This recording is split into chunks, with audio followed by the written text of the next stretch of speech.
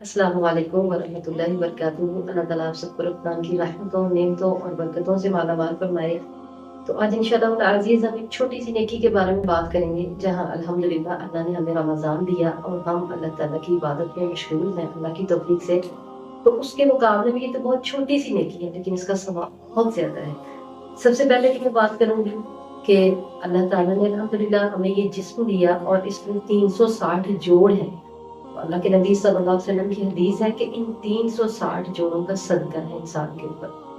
तो अशराक के वक्त 2 रकात नमाज अदा करना इन 360 जोड़ों का सदका है। उनकी तरफ से ये सदका अदा हो जाता है। एक तो इसका फायदा ये हुआ कि हमारे 360 जोड़ों का सदका निकल गया। दूसरा इसका फायदा क्या है?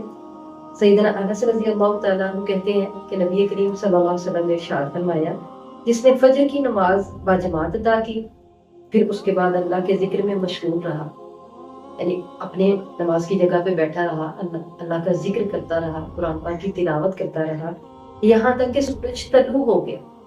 तो सूरज तलू होने के बाद फिर उसने 2 रकत नमाज अदा की। इस 2 रकत नमाज अदा करने का सवाब इतना ज्यादा है कि शायद हम आम रूटीन में ये नेकी ना कर सके, क्योंकि इसके बारे में ये है कि जिसके अंदर इस्तिताअत है वो ये नेकी कर सकता है, जो ताकत रखता है। तो हर कोई इसकी ताकत नहीं रखता। इसका सवाब सुने, अल्लाह के नबी सल्लल्लाहु अलैहि वसल्लम ने इरशाद फरमाया कि मुकम्मल हज और उम्रे का सवाब है।